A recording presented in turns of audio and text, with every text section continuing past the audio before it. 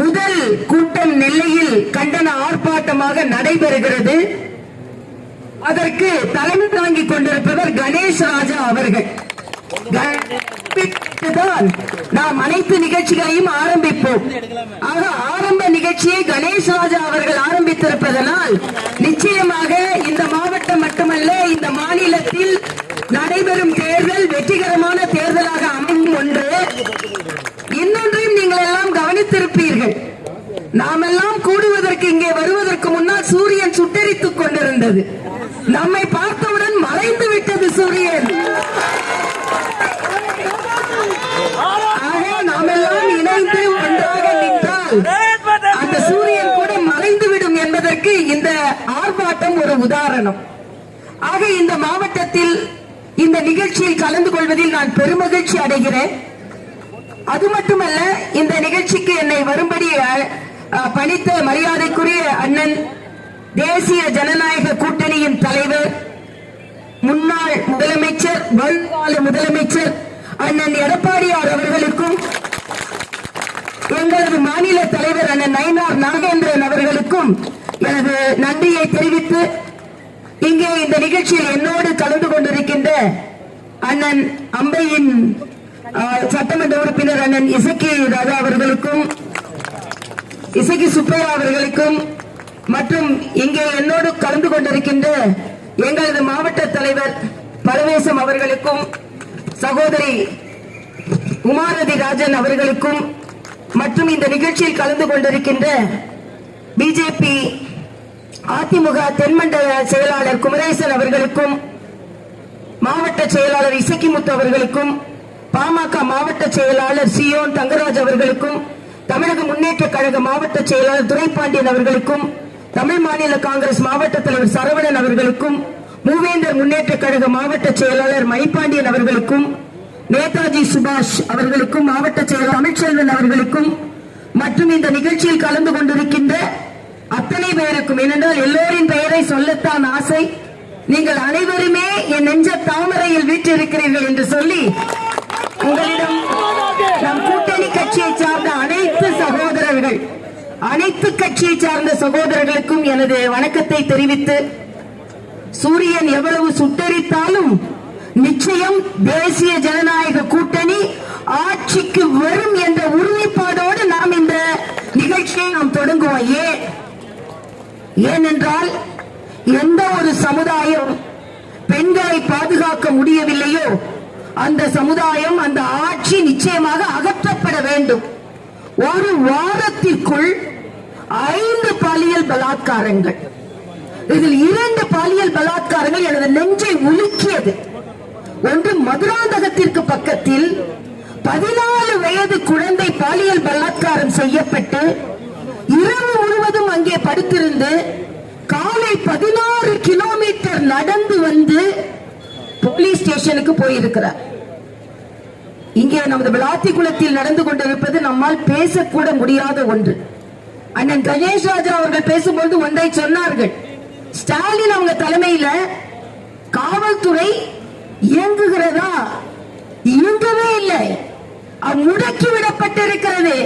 அதனால் ஸ்டாலின் அவர்கள் இந்த ஆட்சியில் இருந்து அப்புறப்படுத்தப்பட வேண்டும். அதுதான் இந்த ஆர்ப்பாட்டத்தின் முதல் குறிக்கோளாக இருக்கிறது. ஏனென்றால் ஒரு தூத்துக்குடியில ஒரு வீட்டில் அல்லோலப்பட்டுக் கொண்டிருக்கிறார்கள். காலையில படித்துக் கொண்டிருந்த குழந்தை 6 மணிக்கு வெளியே போகுது. 7 மணிக்கு அம்மா அப்பா குழந்தை இல்லைன்னு கண்டுபிடிக்கிறாங்க. போலீஸ் ஸ்டேஷனுக்கு போறாங்க. போலீஸ் ஸ்டேஷன்ல குழந்தைய கண்டுபிடிங்கன்னா ஸ்டாலின் அவர்கள் என்ன சமூக நீதி? பெண்களை எந்த அளவிற்கு நீங்கள் மரியாதையாக நடத்துகிறீர்கள்? அந்த காவல்துறை அதிகாரி சொல்றார், எங்கே ஓடி போயிருப்பா, போய் பாரு. அவர்கள் எல்லாம் திராவிட முன்னேற்ற கழகத்தை சார்ந்தவர்கள் இல்ல. காவல்துறை அதிகாரியே ஸ்டாலின் அவர்களே, அவர்கள் தமிழ் பெண்கள், தமிழ்நாட்டை சார்ந்தவர்கள், மானம் உள்ளவர்கள். உங்களை போல நினைத்து விடாதீர்கள் என்பதைத்தான் நாங்க பதிவு செய்கிறோம். அம்மா அப்பா தேடி 1:30 மணிக்கு கண்டுபிடிக்கிறாங்க. இங்க எல்லாம் அல்லோலப்பட்டு கொண்டிருக்கிறது. மரண ஓலம் தூத்துக்குடியில் இருந்து கேட்கின்ற மரண ஓலம் தமிழகம் முழுவதும் எங்கும் ஒலித்துக் கொண்டிருக்கிறது. நானும் அட்மினிஸ்ட்ரேஷன்ல இருந்திருக்கேங்க, நானும் அதிகாரத்தில் இருந்திருக்கிறேன். இதை போல ஒரு சம்பவம் நடந்தது என்றால் போர்க்கால அடிப்படையில் உடனே காவல்துறை அதிகாரிகளை கூப்பிட்டு என்ன நடந்து கொண்டிருக்கிறது என்று கேட்காமல் ஸ்டாலின் என்ன செஞ்சார் தெரியுமா? ரீல்ஸ் பார்த்துக்கிட்டு இருந்தாங்க, ரீல்ஸ் செஞ்சுட்டு இருந்த 2 குழந்தைகளை கூப்பிட்டு வந்து இங்க ஒரு பெண் படுகொலை செய்யப்பட்டு கசக்கி எறியப்பட்டு குடும்பமே அல்லோலப்பட்டு இந்த தென் மாவட்டங்கள் மட்டுமல்ல, தமிழகம் மட்டுமல்ல, பாரத தேசமே நிலை குலைந்திருக்கும் பொழுது ஸ்டாலின் ரீல்ஸ் விட்டுட்டு இருக்கிறார். இதற்காகவாவது அவர் தோற்கடிக்கப்பட வேண்டும் என்பதை நாம் இங்கே தெளிவாக எடுத்து சொல்ல வேண்டும். அது மட்டுமல்ல, அம்மா ஆட்சி 2026 தமிழகத்திற்கு வர வேண்டும் என்பதை தான் நாம் இங்கே இன்று உறுதியாக இருக்க வேண்டும். ஏன்னா அம்மா மட்டும் ஆட்சியில் இருந்திருந்தாங்கன்னா குற்றவாளிகள் எவனாவது இப்படி நடமாட முடியுமா? முடியாது, தூக்கி உள்ள போட்டுருவாங்க. அதனாலதான் அம்மானா அம்மாதான். நான் சமீபத்தில் சிவகங்கைக்கு போனேன். நான் உள்ள வந்த உடனே நான் கவர்னரா இருந்ததுனால எல்லாரும் அம்மா வந்துட்டாங்க அம்மா வந்துட்டாங்க. நான் சொன்னேன், தமிழ்நாட்டுக்கு ஒரே ஒரு அம்மா தான் இருக்க முடியும். அந்த அம்மா புரட்சி ஜெயலலிதா அம்மா மட்டும்தான். எங்களை நீங்க அக்கானு கூப்பிடுங்க, இசைன்னு கூப்பிடுங்க, தமிழிசைன்னு கூப்பிடுங்க. ஆனால் தமிழ்நாட்டில் அம்மா என்று கூப்பிடுவதற்கு ஒருவருக்கு தகுதி இருக்கிறது என்றால் புரட்சி தலைவர் அம்மாக்கு தான். அவங்களோட ஆட்சி வர வேண்டும். அவர்களின் வழிவந்த மரியாதைக்குரிய அண்ணன் எடப்பாடியார் அவர்களின் ஆட்சி வர வேண்டும். அப்பொழுதுதான் பெண்கள் பாதுகாப்பாக இருக்க முடியும். அதாவது இங்கே அண்ணன் கணேஷ்ராஜா பேசும்பொழுது மரியாதைக்குரிய பாரத பிரதமரை பற்றி சொன்னார். ஸ்டாலின் என்ன சொல்றாரு? எல்லாருக்கும் அநீதி இழைச்சிட்டு மோடி தமிழ்நாட்டுக்கானவர் இல்ல, ஆனா செங்கோலை பாராளுமன்றத்தில் நிறுவி தமிழின் அடையாளம் என்று சொன்னார். நான் சொல்கிறேன், 2026 தேசிய ஜனநாயக கூட்டணி ஆட்சிக்கு வந்த பின்பு, அண்ணன் எடப்பாடியார் அவர்கள் முதலமைச்சராக அமர்ந்த பின்பு, அதே செங்கோல் தமிழக சட்டமன்றத்திலும் மரியாதைக்குரிய பாரத பிரதமர் அவர்களை கூப்பிட்டு நிறுவப்படும். அப்பொழுதுதான் நீதி நிலைநாட்டப்படும் என்று சொல்கிறேன். இன்று இந்த பெண் இன்னைக்கு வரைக்கும் 6 நாள் ஆச்சுங்க, 6 நாள் ஆச்சு. இன்னும் குற்றவாளிகள் கண்டுபிடிக்க கொஞ்சம் இருங்க, இப்ப கொடுக்காதுங்க ஒரு நிமிஷம். இன்னும் குற்றவாளிகள் கண்டுபிடிக்கப்படவில்லை. ஏன் குற்றவாளிகள் கண்டுபிடிக்கப்படவில்லை என்றால், யார் அந்த சார்னு நம்ம கேட்டுட்டு இருக்கோம். ஏன்னா சாரெல்லாம் ஸ்டாலினுக்கு வேண்டியவங்க தான்.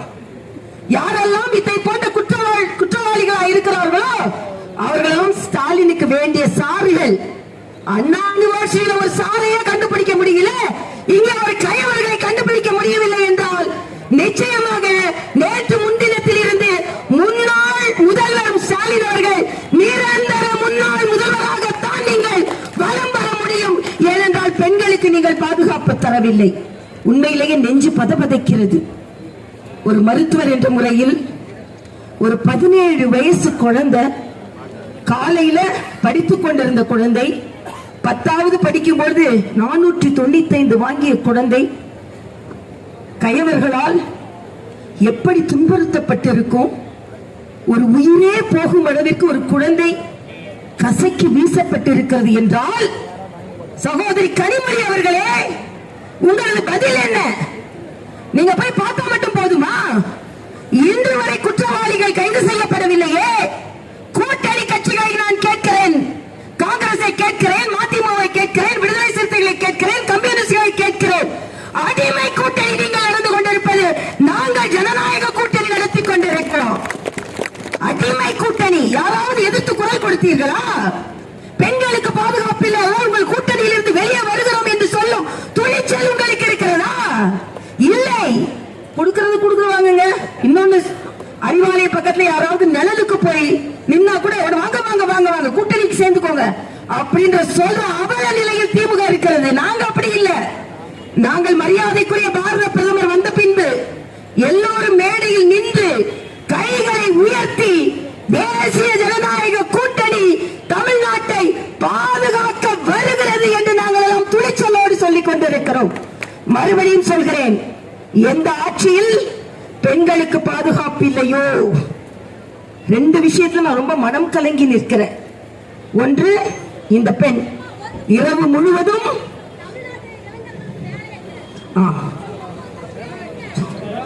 அதாவது தமிழ்நாட்டில் வேலை கொடுக்கணும், அதுக்கு ஸ்டாலின் வேலை செய்யணும், என்னோட பிரதமரோட சேர்ந்து ஒன்னா இருக்கணும். நாம தமிழ்நாட்டோட அடிப்படை தன்மை என்னன்னா, அங்க பெண்கள் என்னன்னா, அவங்க பெண்களுக்கு பாதுகாப்பு இல்ல. அம்மா நீங்க ஒரு குழந்தை செத்து கிடக்குது, அதை பாருங்க. நான் சொல்றேன், ஒரு குழந்தை செத்து கிடக்குது, அந்த குழந்தைய பாக்குறதுக்கு உங்களுக்கு எல்லாம் நீங்க ஒரு பெண்ணா இருந்து அதை பார்க்கலனா, நீங்க அதனால தான் அவங்க ஏமாத்தி கொண்டிருக்கிறார்கள். இன்னொன்று சொல்கிறேன், அவங்க மட்டும் 5000 கொடுக்கல. மரியாதைக்குரிய ரங்கசாமி அண்ணன் அவர்கள் புதுச்சேரியில 5000 ரூபாய் நாங்க கொடுத்திருக்கிறோம். அது மட்டும் இல்ல, யாரோட பணம்? உங்கள்கிட்ட சுருட்டின பணம். இன்னும் சொல்கிறேன் மகளிர்களே, நீங்கள் அவர்களுக்கு ஓட்டு போட்டீர்கள் என்றால் உங்கள் வீட்டு குழந்தைகள் பாதுகாப்பாக இருக்காது. இதை நன்றாக புரிந்து கொள்ளுங்கள். மரியாதைக்குரிய பாரத பிரதமருக்கு வேலை கேட்கிறாங்களே, 3 லட்சம் கோடி இந்த முத்ரா வங்கி மூலமாக தொழில் முனைவோர்களாகி இருக்கிறார்கள். தமிழ்நாட்டில் அப்படி ஒரு திட்டம் இல்ல. அது மட்டுமே லட்சாதிபதியாக்கி கொண்டிருக்கிறார்கள். ஆக இன்றைய காலகட்டத்தில் பெண்கள் முதலில் அந்த அம்மா, அதனால இன்றைய காலகட்டத்தில் என்னை பொறுத்தமட்டில் இன்றைய கால தம்பிங்களா, அந்த அம்மா ஏதோ பேசுது, ஒரு சரி இங்க போய் விளாத்தி குளத்தை பார்த்து வந்து பேசுங்க அதனால இன்றைய காலகட்டத்தில் என்னை பொறுத்தமட்டில் பெண்கள் எல்லாம் பாதுகாப்பாக இல்லை. தயவு செய்து பெண்களுக்கு 5000 ரூபாய் கொடுத்துட்டோம், பஸ்ல ஏத்த விட்டுட்டோம், அதனால ஏதோ நல்லது நடக்குதுன்னு நினைத்துக் கொண்டிருக்காதீர்கள். நிச்சயமாக ஸ்டாலினை எதிர்த்து இந்த பெண்ணினம் போராடும் என்று சொல்லி, நிச்சயமாக எனக்கு உடனே மனது வேதனையா இருக்கும். டாக்டர் என்ற முறையில இரவு முழுவதும் பாலியல் பலாத்காரம் செய்யப்பட்ட ஒரு பெண் எந்த அளவிற்கு மிகவும் வேதனை அடைந்திருப்பாள் என்பதும், மரியாதைக்குரிய மக்களே, இதே போல குழப்பம் ஏற்படுத்துவார்கள். பெண்கள் பாதுகாப்பாக இருக்க வேண்டும் என்று சொல்லி நிச்சயமாக தேசிய ஜனநாயக கூட்டணி வெற்றி பெறும் என்று சொல்லி உங்கள் அனைவருக்கும் ஒன்றை சொல்லிக் கொள்கிறேன்.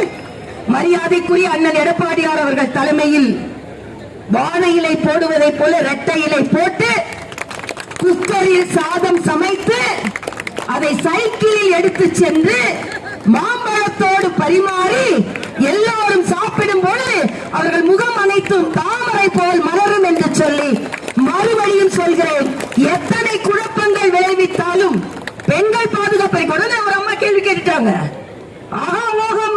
அது என்ன அவங்கள என்ன சொல்றாங்கன்னா, நீங்க உங்களுக்கு 1000 ரூபாய் கொடுத்தோம்ல, டிஸ்ட்ரிக்ட் போட்டுக்கிறீங்கல்ல, ஒசி பஸ்ல ஏறுறீங்கல்ல அப்படின்னு சொல்லுகின்ற அமைச்சர்கள் நாம் அல்ல.